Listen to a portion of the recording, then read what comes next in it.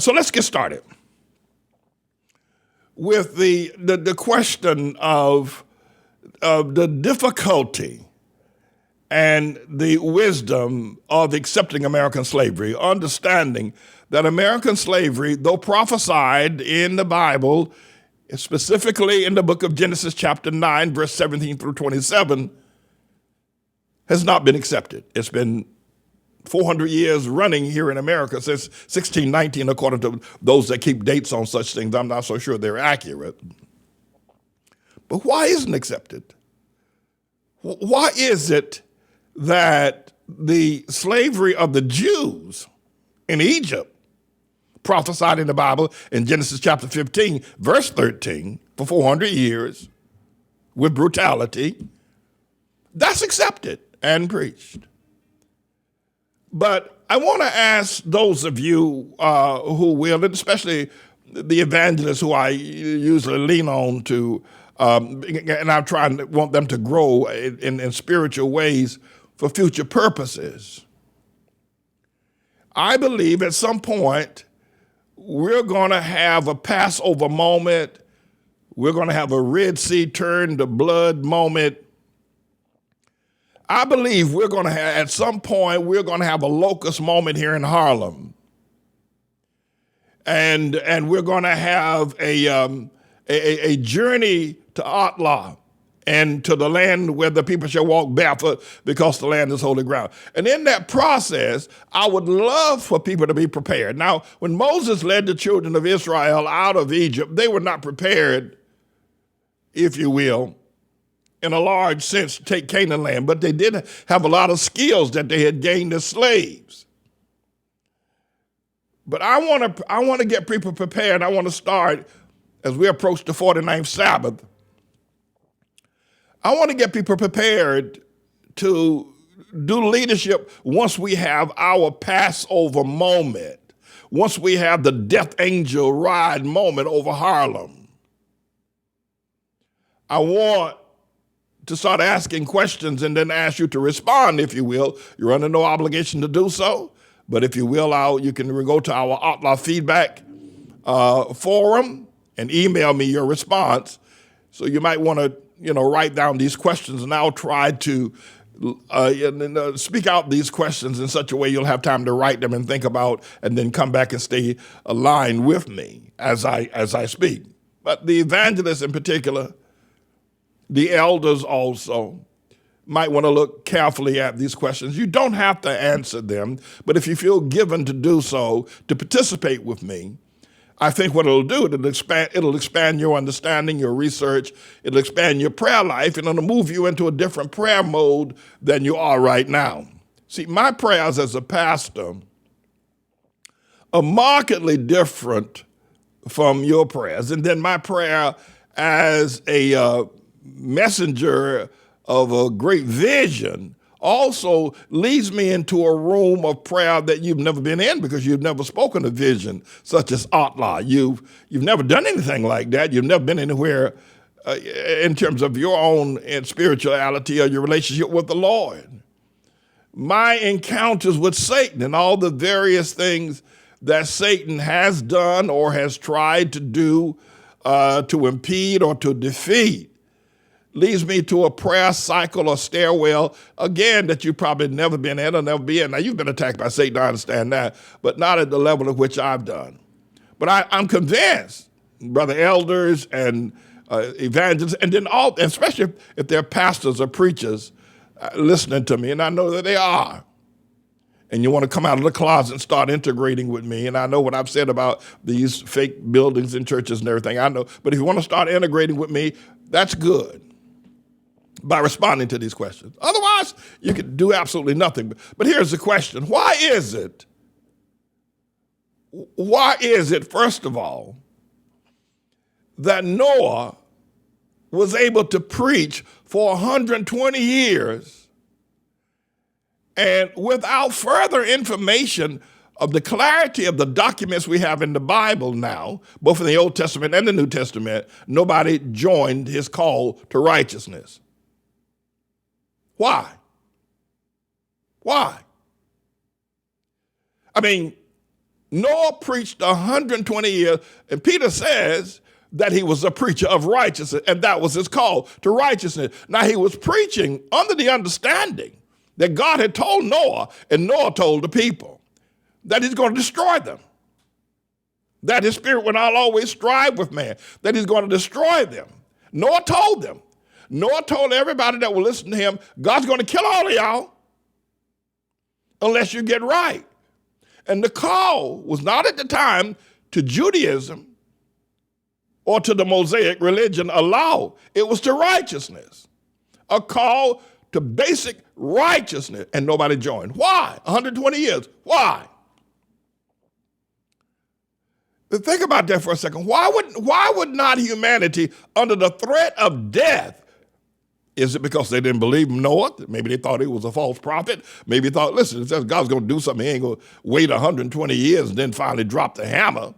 Some of the people that Noah preached to probably died. But you have to remember, during the time that Noah was preaching, people were living 600, 700, 800 years at a clip. So Noah's preaching of 120 years was likened to somebody preaching 40 years. In today's living in life expectancy, right? So I want to ask you to think about that, and maybe you can write a response. Don't call me, but you can write a response and post it up in our ATLAH feedback forum. What do you think? Why do you think Noah preaching righteousness and telling people, God gonna kill y'all? And nobody said, I want to get out from underneath the hammer of God. I don't want to be drowned in the flood. Noah, I want to join. The only people that got on that ark that day were Noah's 3 sons, their wives, and Mrs. Noah, 8 souls. That's it. 120-year work. The other thing I think is important is that, and an addendum to that question, so I'll give you a couple of moments to, kind of write that question down. I think you got it, and you make a note of it. If you are planning on responding, you don't have to respond. If you don't respond, we're not going to fall out with one another, but, and mainly for preachers also to respond, because I know you preachers out there, I know you're listening, and that's good. But here's the other question. And by the way, preachers, it might help you to have some clarity about preaching in this postmodern era that we're in at present. And I'm not ready to call this the, tribulation era, because I don't want people to start putting post-tribulation and pre-tribulation. So I'm not ready to, I just want to call it the postmodern era. Which we're in. We're past modern times now. We're past what is modernity. We're post that. We're in another period. You call it the tribulation. That's just all right. I'll call it the tribulation. Preaching is different these days, and people are responding differently to preaching, to the Word of God in general. Brother Peaches, I'm sure you know that. I'm sure you see that. Why? Why do you think that Noah was able to have the kind of power and influence with God to build an ark, put his family on it, but nobody else wanted to join? Nobody else wanted to get on the ark. Why? And then addendum to that is, why would it be that Noah was able to have that kind of relationship with God, but yet after he had landed, the ark had landed, and Noah began to be a husbandman, the Bible says in Genesis chapter 9, made a vineyard, made some wine, got drunk, and one of his knee baby boy, Ham, saw his nakedness, and when Noah woke from his wine, he cursed Canaan, who was a son of Ham. And the curse is the foundation, the predicate for American slavery today. And I would go further to say also for the unfruitfulness And the fact that Africa as a continent has not emerged as successfully as the other continents, and the nations within Africa have not emerged as successfully as some of the other nations. And the irony of this is that the crown of the nation of Africa, from Morocco to Algiers to Libya to Egypt, those nations they do not quite as powerful as the European nations. And then the southern tip of Africa, the Cape South Africa, does well as well. But everything in between is terribly undeveloped. Now, it is getting better, but it certainly does not compete, not even with South America. Why? I'm saying that's a part of it. The predicate for that is the curse that Noah gave. So if that curse does have power, that Noah's son Canaan was cursed, why is it that nobody joined? Why is it? Why is it that Jesus said this, Jesus validated Noah, brother preachers, evangelists, and elders. Jesus validated Noah. Jesus said that when his return, when this happened in the tribulation narrative,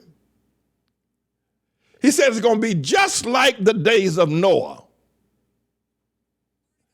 He said, in the days of Noah, Noah was preaching, God gonna kill all of y'all. But he said that people paid Noah no attention. They were marrying, having banquets, doing chamberlain, having parties, enjoying their success, living the high life. Jesus said right up until the day that Noah entered the ark, the people were party hardy, way back party. Won't paying Noah no attention, walking right by that ark and not paying Noah any, probably call him an old fool. Noah, he's an old fool. My brother, pastors, elders, evangelists, Jesus validated the flood. Jesus validated Noah. He did. No, he did. Jesus said it happened just like Genesis says it happened.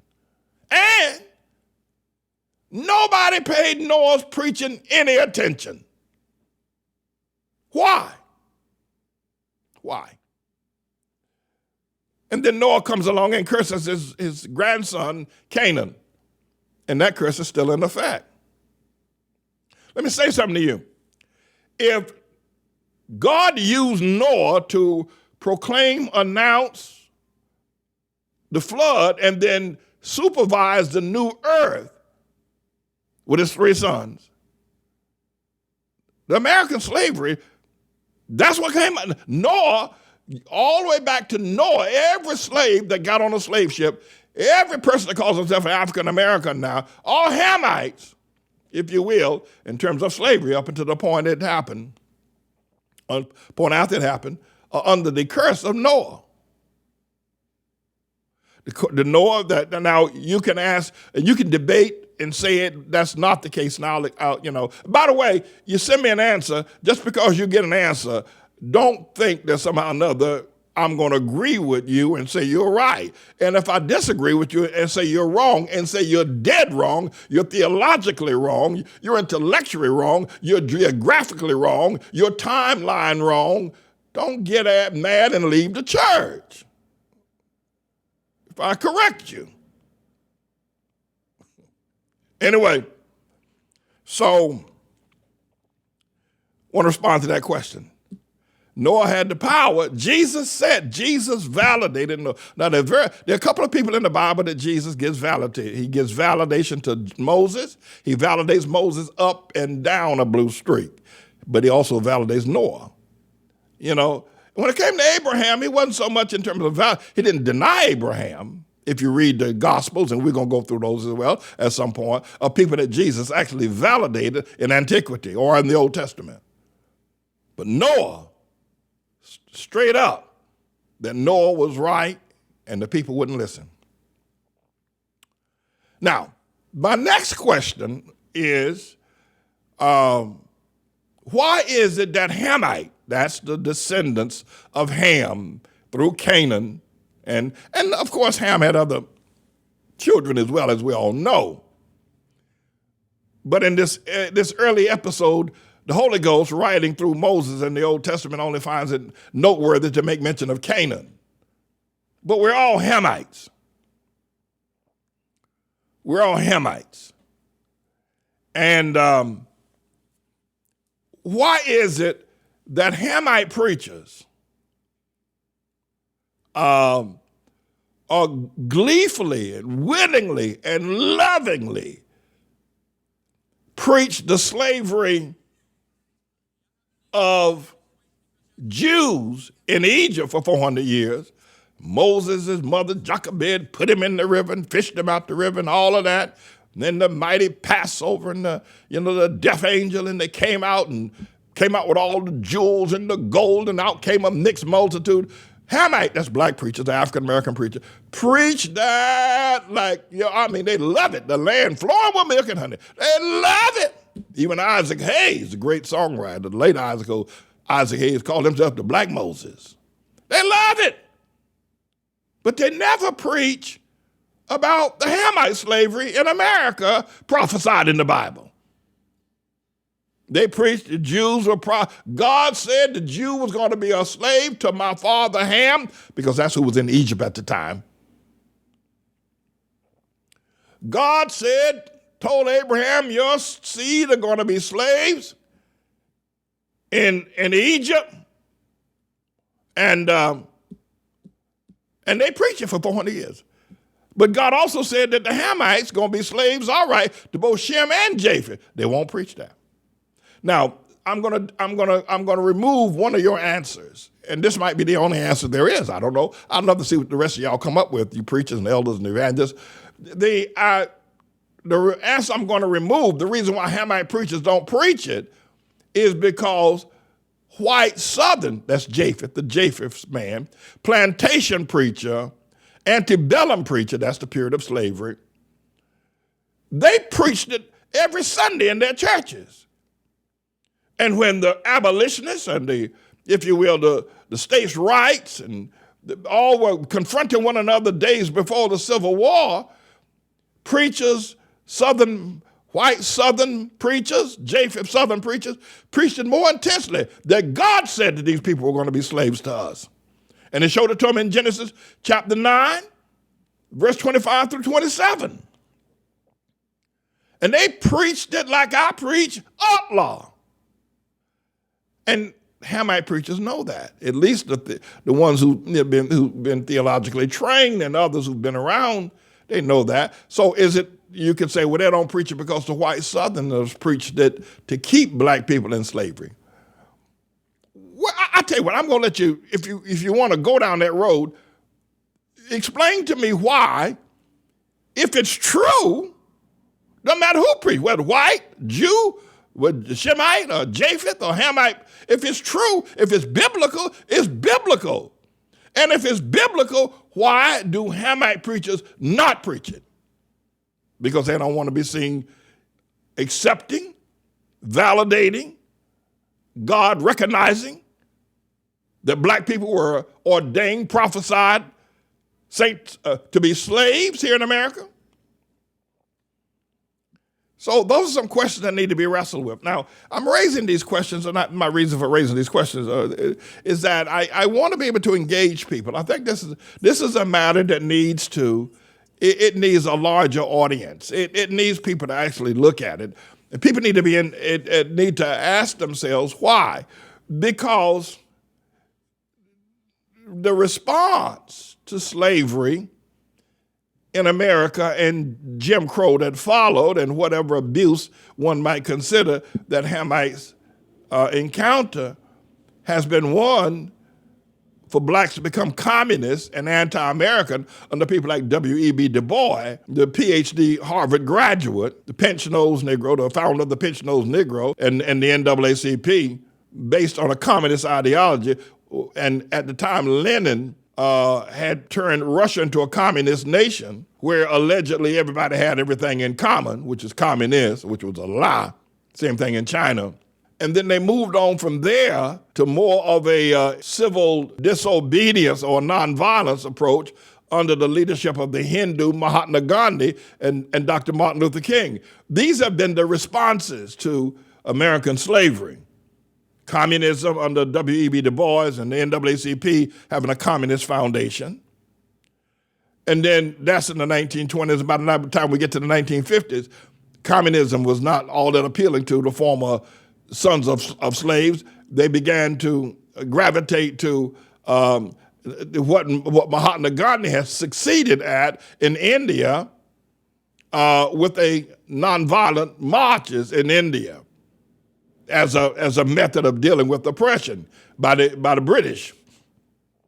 And so Dr. King picked that up, and liberal media and the communists here in America picked it up. The Jewish people picked it up.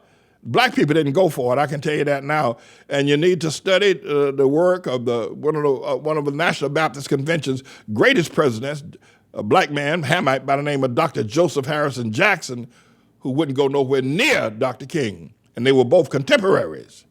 Dr. King was leading a movement with a quasi-support from the Southern Christian Leadership Conference.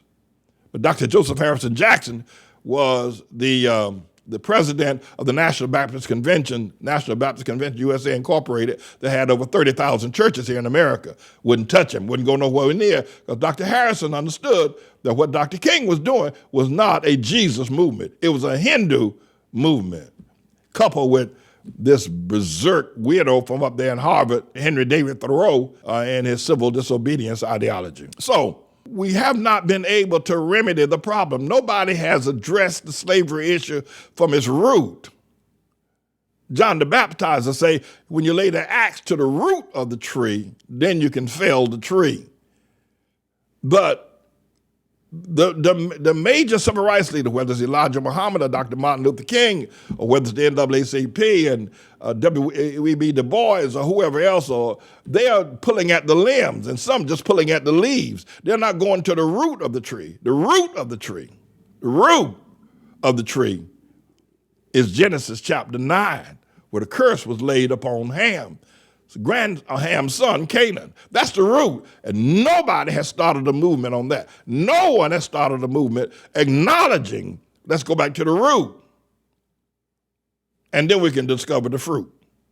But that's the dilemma that we find ourselves in. And I want to engage you. Of course, I've been teaching this in years. It's falling on deaf ears. But maybe I want to engage you to see what it is that you think might be, the answers to some of these issues. So let's engage one another, all right? And by the way, if you don't feel that necessary to engage me, if you don't want to respond, you're not under no obligation. We're still going to be friends. But I think those of you who will might find this is going to cause you to begin to look at the Bible. This is a game changer, because once you begin to look at the Bible from this perspective, it's a game changer on approaching Jesus. It's a game changer on approaching religious ideology. It's a game changer. And I'm here to tell you that it is the only way that there's going to be a sense of freedom, equality, or the Hamite or the black man understanding himself. A lot of people think that I don't like black people. Let me tell you something. I don't know another man on planet Earth. Now, I love all God's people, and everybody knows it. We have people that are members of our congregation that they're born of Jewish blood, but we have a relationship with them. There are more Japheth people listening to me right now, and members of our congregation. They're now Hamites. Hamites left me when I told them Obama wasn't white. They all Hamite people are the most. You can talk about the Ku Klux Klan, or you can talk about white supremacy all you want. As the splinter that's in somebody else's eye. But I want to tell you something. I've been black all my life. You ain't never seen nobody as racist as black people. About them, it's everything. They go buy a block of ice from a man who's selling ice to everybody.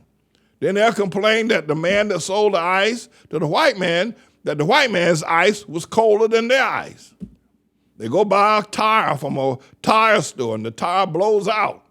They'll declare the white man sold them the bad tire and gave the white man the good tire. I mean, you ain't seen nobody. It's in their DNA. It's all wrong. It's all erroneous. It's deadly. It's degrading. It's demeaning. But black folk are racist. Now, I don't say that because I hate them. And the only reason why, well, there are two reasons. There could be a number of reasons why, but among the reasons why I didn't turn my Ivy League master's degree from Union Theological Seminary into a ticket to politics or a ticket to becoming a millionaire.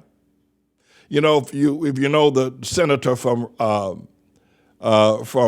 Georgia, pastor of the Ebenezer Baptist Church, Raphael Warnock, right, that Hamite brother, he became a senator pretty much by default. He defeated Senator Dupree and because of what Trump was doing down there in Georgia last year. But, you know, Raphael Warnock is a graduate of Union Seminary.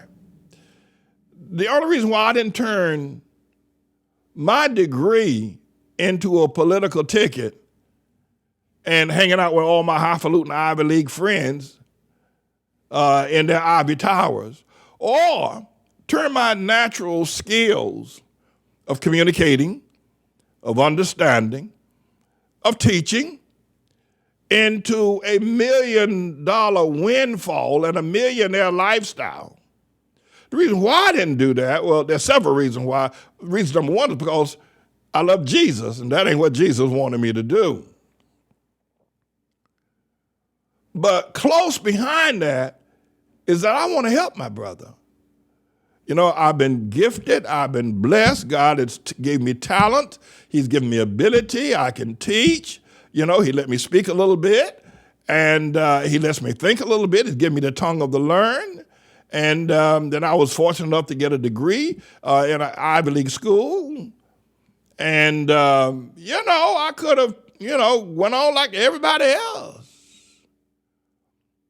But the reason why is that I would have to leave my brother. I would have to become a pinch-nose Negro and a sellout and never tell my brother the truth. Because, you see, you become a pinch-nose Negro, that's a higher form of house Negro. Your worth is that there are Negroes that are below you and that the white man or the Japheth man want to use you as an instrument to keep him happy. Keep him from rioting all the time. Keep him from knowing the truth. He look up at you and see you got an education, you know, you're doing well, you're married to a white woman. And so all the other Negroes look up to you. If you tell them Negroes, listen, the liberal white Democrats, they love you. They do everything for you. The Republican redneck conservatives, they hate you. They want to do everything against you. And so if you got a Negro saying this, getting paid millions of dollars by white liberals, then black folk listen to it. They say, well, then we're gonna vote Democrat. Yeah, Lord, we're gonna be a Democrat. Well, stay away from them Republicans now, because them Republicans, they still slave masters. See? I mean, I could have, no, let me say that, let me phrase that. I could not do that to you. I could not be that Sylvester Mayer down there in Houston or Keisha Bottom Adams or whoever she is down there in Atlanta, or the mayor of Washington, D.C., or Lori Lightfoot out there in Chicago, or the mayor out there in San Francisco. By the way, why all they got these women, these Hamite women? I can tell you why. Because more increasingly, Hamite men are demonstrating a kind of weakness that the political order, the powers that be, don't want to deal with these Hamite men the way they dealt with, you know, Carl Stokes or David Dinkins. Now they finally put a black mayor, the Jews put a black mayor in power in here in New York City, Eric Adams. Now, I'm a Zionist. By Zionist, I mean I'm more Jewish than the Jews out there in Williamsburg. I'm a Zionist. I believe in the land was given by God to Israel. That's it. Case closed. Everybody else. I'm a Zionist, right? I believe the Old Testament up and down. I'm a Zionist. But I can tell you something. These Jews in New York, they own that boy Eric Adams. They own that boy's thought. If that boy wakes up at night with a nightmare, he's going to have to report that nightmare to them Jews. They got that boy. They got him. So look out. The Jews are going to turn New York. You know, Jesse Jackson called New York Hammertown. Now, I don't believe that. I don't go along with that, but that's what he did. You know he did it. So, but the reason why I haven't gone down that road and why I wake up in Harlem and I sleep on a floor that has a homeless shelter right now, and I wake up in Harlem every morning, is because I love my brother, and I'm going to help him. Whether he wants me to help him or not, whether he understands me or not, that's not the issue. The issue is my responsibility to Jesus. I'm not here waiting for my brother to accept me and praise me, and the Hamite that's lost and he's all messed up, and they say, well, we love you, Pastor Man, and we know, no, I don't know if I'll ever get that. What I do understand is that I'm assigned by Jesus. My assignment comes from Jesus, and that's why I'm doing it. But it comes from my heart. I love my brothers. I do. I love my Hamite brother. And I've gone ahead and accepted Americans, the prophecy in Genesis, the American slavery. I've gone ahead and accepted it as I've accepted Jewish slavery. And I'm trying to get my brothers to understand that as well and start preaching it and get off the Black Lives Matter, get off all this black civil rights, get off it and go back to the root so we can then enjoy the fruit. You got to go back to the root before you can enjoy the fruit. And the root is in Genesis chapter 9. And then finally, God has given me ATLAH. And my job is to prepare a land that's so prosperous and righteous, you can take off your shoes and walk barefoot. And the men and women, Hamites, Shemites, and Japheth people, but primarily Hamites, will have a place that's well protected. My assignment is to build, if you look at Harlem in its total capacity geographically, as a beautiful palace, as a beautiful home. My job is to build a palace. My job is to build a palace, a home, turn Harlem into a palace where the streets are so clean. You can take off your shoes and walk barefoot. You won't even need bedroom shoes when you walk in Harlem. That's my job. And not to build it for me, because I can move to the white neighborhood and live out there with white folk. But my job is to build a beautiful palace for my brother to live in, to raise his children in, to walk his children to school and clean, safe streets. My job is to build a palace in Harlem where the businesses are all clean and well swept and righteous businesses led by righteous men. My job is to build Harlem, ATLAH, where men, even men who don't appreciate me, men who don't understand, men who don't care, many are against me, many probably wish I was dead, to build Harlem, to clean it up, to organize in such a way that it'll be a place where Jesus will want to come back to. Now imagine, you just heard me say that, right? Imagine, and it takes a big imagination. Imagine if Barack Hussein, the long-legged Mac Daddy Obama, would have said that while he's running for president, or when he became president. My job, he could have said, is to turn Chicago, the southwest side of Chicago, where all the crime and all the poor housing, all the drugs, all the city projects. My job, since I'm a community organizer, is to turn that community into a palace, to organize the men, the families, so men can walk their children to school and clean, safe streets. Suppose Obama has said that about Chicago. My job is to have a community where people are loving one another, where there's safety, where there's peace, where the streets are so clean you can take off your shoes and walk barefoot. My job is to clean Chicago so that all the businesses will be ran by honorable, righteous black men in the homes, and people will feel safe and warm in the wintertime and cool in the summertime. My job is to educate the children and teach them the strength. My job as the president with the power of the president of the United States of America, I'm going into Chicago, and I'm going in there teaching with all the power of the government behind me. I'm going in there to do that. Imagine if he said that. There's a problem with that. You can't imagine it, because he can't imagine it.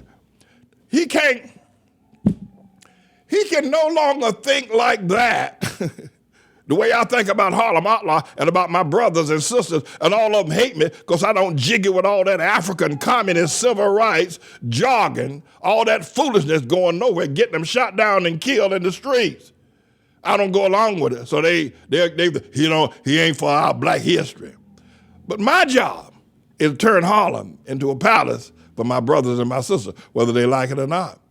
And I'm going to do it. I'm going to complete it. But Obama, you can't imagine Obama doing that, because Obama can't imagine himself doing that. I mean, why would he want to do that? I tell you what, why would, LeBron James spend $84 million buying two houses, one in Brentwood and the other in Beverly Hills, right? $84 million. Suppose LeBron James had got together with Steph Curry, Michael Jordan, a bunch of other people, Hamite basketball players, football players.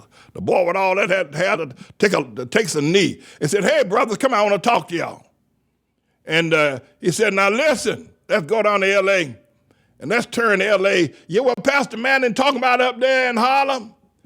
Well, let's go up there and help him. All right, let's give him money so we can help him. And then we'll go down to L.A. and have Pastor Manning do the same thing in L.A.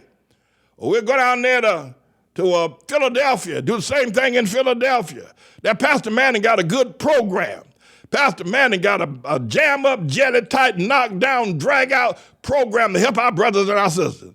And rather than spending $84 million living around white people trying to be white, why don't we glorify our Hamite neighborhood? Let's go ahead and accept the biblical root of what slavery comes from in Genesis chapter 9. Imagine if he said that. Well, you can't imagine that either, because he'd never do it. They can't even think. They can no more Obama and LeBron James, Steph Curry and Michael Jordan, all the rest of them. They can no more think like that than I can think like a polar bear. Because I say polar bear because I don't want to be around nothing cold. I'll deal with a glass of ice water, or maybe a chilled glass of champagne, but that's about as far as I'm ready to go. I don't even want cold cuts. So it's impossible for me to think about being it would never cross their minds. It would never cross their minds. It would never cross Dr. King's mind to think that way. Their thing is, let's make the white man pay us. Let's make him pay for what he done. Let's make him repent. Let's take him to court. Let's vote him out of office. That's how they think. At any rate, so I've raised these questions, and I pray that some of y'all will engage with me about, why is it that Hamites never preach Hamite slavery in Genesis chapter 9, but love to preach about Jewish slavery? And then, of course, why is it that Noah preached for 120 years and absolutely nobody joined this church? Nobody got on the ark, I should say. All right, I thought that would be provocative, and I pray that you'll engage. If you have an answer, take some time. You don't have to do it today. Go to our forum of ATLAH feedback at our website at atlah.org, ATLAH Media Ministries, and go to ATLAH feedback and post up your response. I'm James David Manning, everybody. I'm the Lord's servant.